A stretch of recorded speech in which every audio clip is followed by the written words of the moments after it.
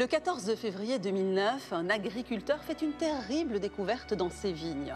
Interpellé par une forte odeur, il aperçoit, au fond d'un puits, le corps d'un homme en état de décomposition. La thèse de l'accident ne tient pas longtemps, car selon l'autopsie, l'individu a été étranglé. La victime s'appelle Pascal et les enquêteurs s'intéressent rapidement à sa vie amoureuse mouvementée. Un des amants du jeune homosexuel a-t-il pu commettre ce crime? Pour revenir sur cette affaire, nous sommes accompagnés aujourd'hui par maître Alexandre Wilmot, avocat pénaliste. Bonjour Alexandre. Bonjour Sabrina. Alors Alexandre, nous sommes en 2009, le jour de la Saint-Valentin, et pourtant cette histoire n'a vraiment rien de romantique. Non Sabrina, c'est le moins vraiment que l'on puisse dire, puisque c'est une histoire qui nous plonge dans un milieu glauque, violent, dans lequel évolue malgré lui Pascal, 31 ans, vendeur qui vit dans la région de Béziers. Alors on est dans le sud de la France, entre Montpellier et Perpignan, une région en réalité à la base tranquille, mais qui va être marquée réellement par cette histoire, qui commence par une banale disparition, mais qui va rapidement révéler les secrets en réalité d'un couple de récidivistes. Nous sommes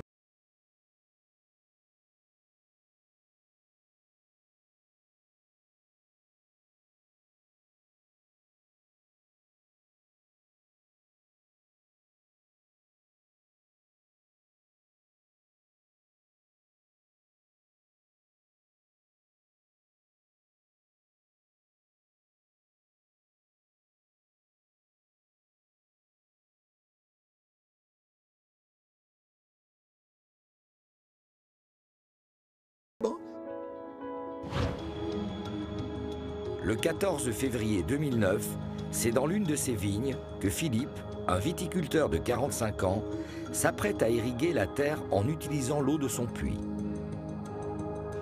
En cette fin de journée de la Saint-Valentin, il fait déjà sombre. Il arrive devant le local qui abrite un puits. Il n'y voit pas trop et Philippe sent une odeur insoutenable. Philippe se penche alors au-dessus du puits. Ce qui suit, le viticulteur s'en souviendra toute sa vie. Je vois tout en bas une branche et une paire de baskets. Donc je me dis, je vais descendre, je vais enlever cette branche. À la même occasion, je vais enlever ces baskets, quoi. Puis en tirant sur les baskets, je m'aperçois qu'ils ne viennent pas comme ils devraient venir, quoi. Et puis je me rends compte que sous les baskets, en fait, il y a un corps. Paniqué, Philippe part immédiatement appeler la gendarmerie. Une patrouille se rend alors sur les lieux du drame. À l'intérieur du puits, ils vont découvrir le corps d'un homme dans un état tel qu'il est impossible de trouver l'identité. Il manque un membre, il est torse nu, en jean, aucun autre élément d'identification. Et manifestement, le corps a séjourné pendant plusieurs jours dans l'eau. La nuit est malheureusement tombée et les gendarmes devront attendre le lendemain matin et l'arrivée des renforts pour procéder aux premières constatations. Alors, qui est cet homme au fond du puits? S'agit-il d'un accident? Ou la réalité est-elle beaucoup plus sombre?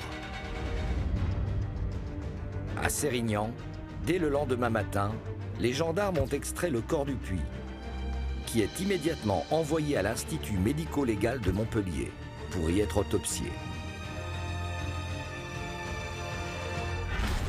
Sur les lieux du drame, les enquêteurs cherchent alors à comprendre comment cet homme a pu finir à cet endroit, pour le moins insolite. Et la tâche s'avère compliquée.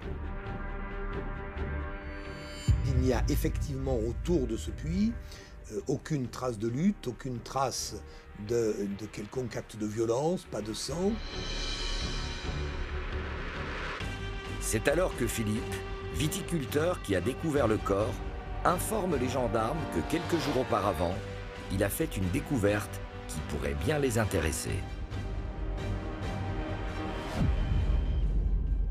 Dans une rigole, juste à côté, il a trouvé un portefeuille qui n'avait rien à faire là, une carte vitale et un permis de conduire. Les deux documents sont au nom d'un homme de 31 ans, que nous appellerons Pascal.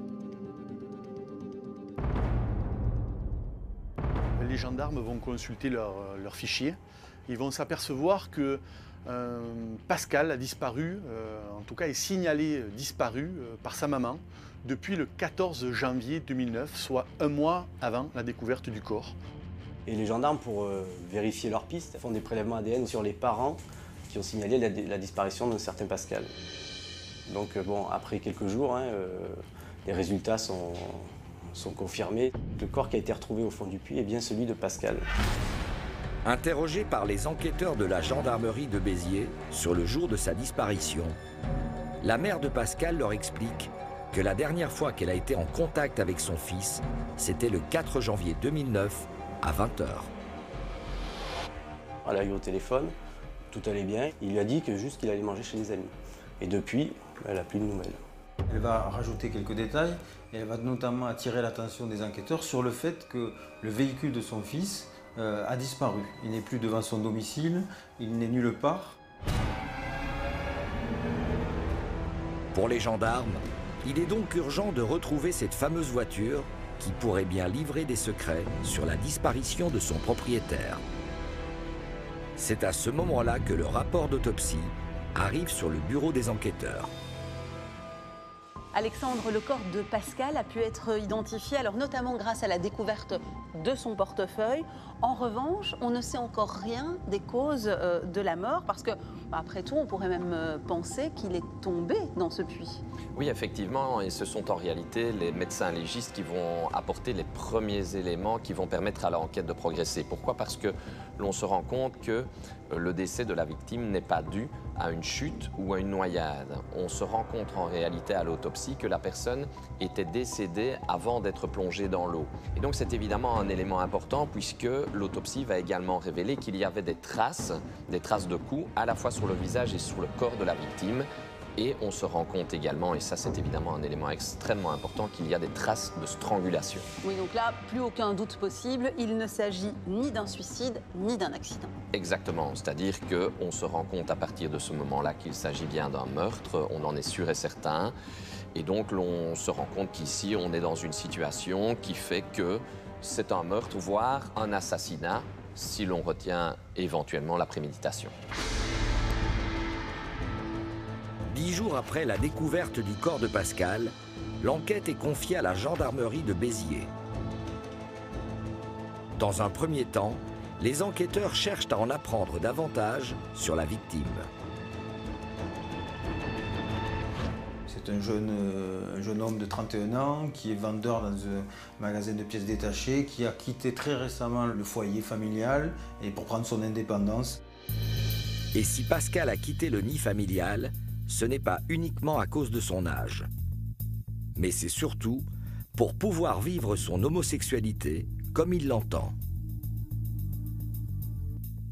Il découvre qu'en fait, il était connu dans le milieu homosexuel de Béziers, où il passait beaucoup de soirées, c'était quelqu'un de très joyeux, de très festif. Pourtant, les enquêteurs découvrent que ces derniers temps, le moral de Pascal n'était pas au beau fixe. Il était en phase compliquée, on va dire, avec son amant, un jeune Christophe, qui avait 19 ans, quelqu'un d'ultra possessif, jaloux, à la limite du harcèlement quand il allait travailler, enfin de partout, il ne pouvait rien faire sans que Christophe soit derrière lui sur son téléphone, les textos, le vrai possessif. Et on se rend compte que Pascal avait été amené à déposer des plaintes contre Christophe pour des actes de violence. Et il ressort même qu'un jour, Christophe aurait menacé avec une arme Pascal, passant donc à un stade supérieur au niveau des violences entre ces deux garçons. Immédiatement, Christophe devient le suspect numéro 1. Convoqué à la gendarmerie de Béziers, le jeune homme est sommé de s'expliquer sur son emploi du temps la nuit du meurtre. Il va indiquer aux enquêteurs que pour son emploi du temps du 4 janvier, il était invité chez des amis et qu'il a passé donc une soirée. Des vérifications vont être faites tant auprès de ces personnes qu'en matière de téléphonie, et son téléphone va également confirmer qu'il était bien en compagnie de ces personnes qui valident sa présence, de sorte que le suspect numéro 1 a un alibi. C'est un coup dur pour les enquêteurs, mais au fil de l'interrogatoire, une information va retenir leur attention. C'est Christophe qui révèle que, certes, il avait des relations avec Pascal, mais qu'ils avaient rompu, qu'ils n'étaient plus ensemble, et que le dernier amant en date de Pascal s'appelle Eric. Les gendarmes ne tardent pas à identifier Eric, un berger de 27 ans, qui est convoqué à son tour à la gendarmerie de Béziers. Eric explique tout simplement que ben oui, ce soir-là, le 4 janvier, il était chez son cousin, un certain Ludovic, que Pascal était là, mais qu'à 22 h, il a reçu un coup de téléphone et que brusquement, Pascal a dû partir. Eric n'est donc pas inquiété et repart libre de la gendarmerie. C'est alors qu'une information capitale parvient aux enquêteurs. Alexandre, jusque-là, on avait quand même un petit peu l'impression que l'enquête tournait en rond, mais on tient du neuf cette fois. Oui, alors il y a un élément déterminant qui va permettre de faire avancer cette enquête, c'est que l'on va retrouver un peu par hasard le véhicule de Pascal. Véhicule de Pascal qui se trouvait sur les terres d'un agriculteur. L'agriculteur qui va déclarer en réalité qu'il s'agissait du véhicule d'un jeune homme qui l'aurait laissé sur place après avoir eu un accident de la route. Ce qui est évidemment très important dans le cadre de cette enquête, c'est que l'on va pouvoir identifier le jeune homme qui a laissé le véhicule sur place, et ce n'est autre qu'Éric. Et c'est donc le véhicule de Pascal qui était conduit par Éric, son petit ami. Il redevient donc suspect en quelque sorte. Oui, il redevient effectivement à partir de ce moment-là un réel suspect pour les enquêteurs, mais comme il n'avait pas dit grand-chose lors de son premier interrogatoire, ils vont être prudents et ils vont quelque part construire quelque chose pour essayer d'amener Éric aux aveux, et donc ils vont un peu tenter un coup de bluff. Les gendarmes l'appellent pour le convoquer en lui disant comme « Vous avez été la dernière personne à avoir vu Pascal, on aimerait vous réinterroger ». Et juste après la discussion avec les gendarmes, Éric va appeler son cousin Ludovic. Et à ce moment-là, lui dit « Va voir si rien n'a bougé ». Ce que ne sait pas Éric, c'est que les gendarmes l'avaient au préalable placé sur écoute. Les gendarmes en sont maintenant convaincus. Éric est impliqué dans la mort de Pascal. Et visiblement, il n'était pas tout seul. Ils vont aussi être convaincus de l'implication de Ludovic de par sa réaction suite à cette conversation téléphonique. Celui-ci ne va manifester aucun étonnement et sans procéder à la vérification demandée, va rassurer Éric en lui disant « Ne t'inquiète pas, rien n'a bougé ». Cette fois-ci, les enquêteurs sont persuadés de tenir les assassins de Pascal. Mais avant d'intervenir, ils se penchent sur la personnalité du couple meurtrier afin d'étoffer leur dossier. Dans un premier temps, ils s'intéressent à Éric. Éric était en fait un petit jeune de 27 ans, un jeune d'Avignon. Il a grandi à Avignon, dans une famille assez compliquée. Bon, il a eu une enfance assez difficile. Il était très fortement traumatisé par le suicide de son frère aîné, qui reste un sujet tabou. Un traumatisme profond qui ne va pas aller en s'arrangeant. On va découvrir des séjours en hospitalisation infantile, répétitifs dans son enfance. Et il a fait de nombreux séjours psychiatriques également. À aucun moment de sa vie, Éric n'a connu la stabilité, aussi bien affective que financière. Il s'est lui-même un petit peu marginalisé, il est devenu berger, mais berger on va dire par alternance. Quand il travaillait sans travailler, il vivait la moitié du temps dans un camion, de l'autre chez ses relations. Enfin, c'était très compliqué, quoi. À l'inverse, Ludovic, âgé de 39 ans au moment des faits, a connu une existence plutôt classique. Ludovic est issu d'une famille parfaitement honorable. Papa cadre à la SNCF, maman mère au foyer, des gens aimants, des gens présents. Il a été toujours considéré comme un garçon très gentil, très calme, très doux. Dans sa vie professionnelle, je crois qu'il n'a pas fait de très grandes études, mais quand il a travaillé, il a toujours été un très bon élément, très bien reconnu, très bien noté par sa hiérarchie. Mais c'est ce que les enquêteurs s'apprêtent à découvrir qui va marquer un réel tournant dans l'affaire. Les deux cousins ne sont pas vraiment cousins, ils seront plutôt amants. Et Eric était bien l'amant de Pascal. Donc on est dans un schéma à 3 avec Eric au milieu des deux autres. Pour les gendarmes, la piste du crime passionnel se dessine. Alors, comment les deux hommes en sont venus à commettre ce crime? Qui se cache réellement derrière ce couple meurtrier? Et se pourrait-il qu'il n'en soit pas à son coup d'essai? À Montagnac, les gendarmes placent Eric et Ludovic en garde à vue. Ils veulent savoir quel a été le rôle de chacun dans cette macabre entreprise. Pour cela, ils commencent par interroger Eric. Et les aveux ne se font pas attendre. Il explique que les deux, c'est-à-dire lui et Ludovic, ont invité Pascal à venir dîner ce soir-là avec eux, dans le but de le tuer, mais qu'ensuite, c'est lui qui passait à l'acte ayant convaincu la victime de boire pour la rendre plus malléable, dira-t-il. Et là, Eric déclare qu'il est parti, seul, jusqu'à Sérignan, là où le corps a été découvert. Il explique très clairement, avec quelques détails, qu'il a commencé par le frapper, ce qui expliquerait qu'il avait le nez fracturé, cette fracture au niveau du crâne. Que là, il l'aurait étranglé avec une sangle et l'aurait jeté dans le puits dans lequel on va le découvrir. Entendu de son côté, Ludovic donne la même version qu'Eric, en précisant que celui-ci est revenu le chercher après le meurtre, pour qu'il aide à dissimuler le corps. Les enquêteurs ont des aveux. Il ne reste plus qu'à découvrir le mobile du crime. Eric, lui, va parler d'un crime commis pour mieux voler la victime, à savoir lui dérober son ordinateur, quelques effets personnels et sa voiture. Et Ludo, de son côté, va parler d'un crime plus passionnel, sur fond de jalousie de la relation qu'entretenait Eric avec la victime.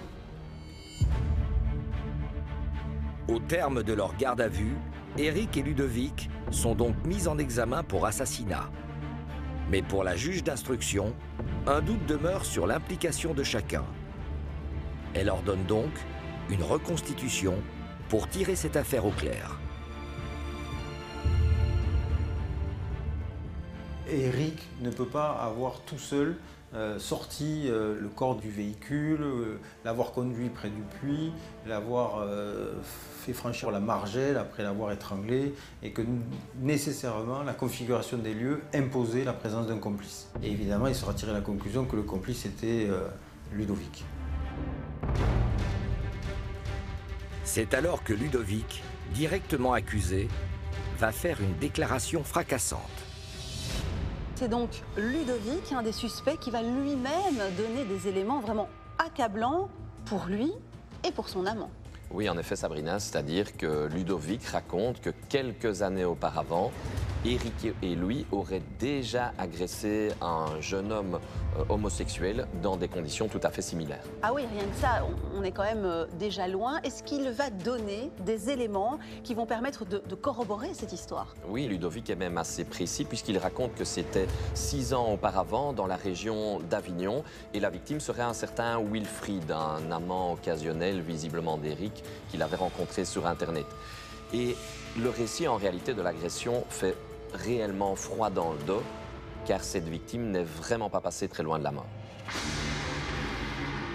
C'était un scénario un petit peu machiavélique qui avait été imaginé par Ludovic et Eric. Eric appelle Wilfried et lui dit « Bon, mais ce soir, on se retrouve, mais pas à l'aire de Montpasse. » Donc ils vont dans un endroit un peu à l'écart. Et au moment où Wilfried en fait, s'arrête, coupe le moteur, il voit 2 phares qui arrivent et qui lui bloquent la route en fait. Et c'est là qu'Eric il arrache les clés du contact et il lui dit « On va te tuer ». Et là, ils vont tenter de le tuer en lui jetant des cailloux. Et cet homme ne devra son salut, en fait, que par le fait qu'il ait eu le courage de se jeter dans les eaux du Rhône. À l'époque, Le jeune Wilfried avait fait une description détaillée de ses agresseurs. Mais visiblement, ces derniers n'ont jamais été inquiétés. Et puis plus rien. Le gendarme en charge de l'enquête va commettre une faute, commettre une infraction. Il va faire croire à la machine que le dossier a été traité et transmis au procureur de la République, à l'institution judiciaire. Mais le parquet ne recevra jamais le dossier en cause et ce dossier restera matériellement enterré dans un tiroir du bureau du gendarme. Au cours de l'instruction, Éric et Ludovic sont alors mis en examen pour des chefs d'accusation supplémentaires. Enlèvement et séquestration, tentative d'assassinat. Alors, quelle sera l'attitude du couple récidiviste dans le box des accusés? Comment les deux hommes expliqueront-ils leurs gestes face à la cour? Le crime passionnel sera-t-il retenu par les jurés?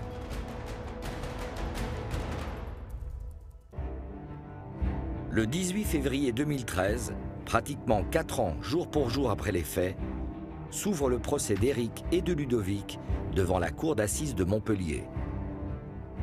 Les deux amants comparaissent côte à côte, mais à aucun moment, leurs regards ne se croisent.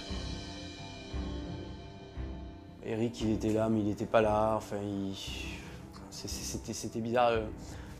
Ludovic, pareil, c'était vraiment deux personnages totalement différents. On se demandait ce qu'ils font l'un à côté de l'autre. Pourquoi, comment ils en sont arrivés là? Dès l'ouverture de la séance, coup de théâtre. Éric, qui jusque-là avait reconnu sa participation au meurtre, fait volte-face et nie avoir tué Pascal. Le juge s'énerve et son avocat doit intervenir. Pendant les débats, j'ai été amené à interpeller Éric, mon client, pour le sommer d'assumer ses responsabilités, d'arrêter de tergiverser, puis d'expliquer, d'essayer d'apporter à la cour d'assises un minimum d'explications sur des gestes qu'il reconnaissait de toute façon. Éric s'exécute, mais dès lors, sa crédibilité en a pris un coup. L'événement passé, les débats se concentrent sur la responsabilité de chacun dans ce duo criminel. L'enjeu a été de savoir qui pouvait avoir l'ascendant sur l'autre. Et la juge d'instruction avait désigné, ordonné une expertise psychologique par le même expert des deux, pour justement que cet expert psychologue puisse dire qui pouvait avoir plus d'emprise l'un sur l'autre. Cet expert, c'est le docteur Coutenceau. Appelé à la barre, il délivre ses conclusions. Éric, c'est le plus jeune. C'est un garçon très direct, qui est à l'aise, plutôt séducteur, qui fonctionne un peu dans l'instant. On sent chez lui d'emblée une potentialité un peu d'explosion. Ludovic est un personnage complètement différent d'Éric. C'est un homme plus stratège, plus méthodique, plus timide, y compris dans le fait d'assumer sa sexualité, donc sa sexualité homosexuelle. Pour le docteur, ces différences sont complémentaires et leur union crée une redoutable machine à tuer. C'est une coaction. Donc, il faut que les deux soient présents. Celui qui est le plus organisé, qu'est-ce qu'il amène? Son intelligence stratégique, le scénario pour agresser. L'autre, une force plus brute, qu'est-ce qu'il amène? D'aller séduire et aussi commencer à cogner quand il faut pour attraper l'autre. C'est alors qu'arrive l'audition du gendarme qui avait classé sans suite, de son propre chef, le dossier sur l'agression de Wilfried, ainsi que 37 autres affaires. Face à la cour, il est sommé de s'expliquer. Il n'a su donner aucune explication tangible sur les faits l'ayant conduit à procéder de la sorte. Alors il a invoqué pêle-mêle du surmenage, une période de sa vie personnelle troublée, mais on n'a aucune raison plausibles avancés pour justifier un tel acte. Pour les familles des victimes, c'est un geste impardonnable. Si le gendarme avait fait correctement son travail, Pascal serait sûrement toujours en vie. Après 5 jours de procès et de longues heures de délibération, à 2 h du matin, la sentence tombe. Le verdict, en fait, a été sans surprise, quoi. 30 ans pour Eric, 25 ans pour Ludovic, parce qu'au final, est-ce qu'il a vraiment participé? Dans le couple, quand même, celui qui tuait, c'était quand même Eric. Dans son box, le couple meurtrier ne réagit pas. Ludovic et Eric ne feront pas appel. Aujourd'hui, à Sérignan, près de 13 ans après le drame, cette affaire reste gravée dans le cœur de ses habitants. De son côté, malgré la violence qu'il a vécue, Wilfried essaie de se reconstruire loin de la région. Pour la famille de Pascal, la douleur est toujours très présente. Qu'est-ce qu'on peut retenir de cette affaire, Alexandre? Est-ce que de votre œil d'avocat pénaliste, on peut considérer les peines comme justifiées? Mais écoutez, je pense que oui, évidemment qu'il doit y avoir des peines lourdes dans des situations comme celle-là. Il y a en réalité 3 éléments qui m'apparaissent pouvoir être retenus. Le premier est que le fait est un crime absolument atroce, puisqu'il a été organisé et préparé. La deuxième chose, ce sont les expertises finalement psychiatriques, l'expertise psychiatrique qui a permis de révéler le mode de fonctionnement des auteurs, qui, comme on a pu le voir dans le cadre de cette affaire, fonctionnaient parfaitement ensemble en réalité. Le troisième élément, qui est sans doute le plus douloureux en définitive pour les victimes, c'est de constater que le crime aurait peut-être pu être évité si le gendarme avait à l'origine fait correctement son travail et avait transmis les PV utiles auprès du procureur. Et ça, c'est quand même un élément qui est particulièrement interpellant et qui malheureusement arrive parfois en matière pénale, alors qu'en matière de violence particulièrement, il est toujours utile d'aller le plus vite possible et de se rendre compte que des situations de violence peuvent se répéter. Et malheureusement, ici, on est face à une affaire où il y a une récidive de faits qui s'étaient déjà déroulés antérieurement. Et donc, malheureusement, si le travail avait été fait correctement à la base, eh bien, peut-être Pascal ne serait-il pas décédé dans les circonstances du drame que l'on connaît. Donc, c'est évidemment une douleur supplémentaire pour les victimes. Merci, Maître Wilmot, pour votre présence sur ce plateau et à très bientôt.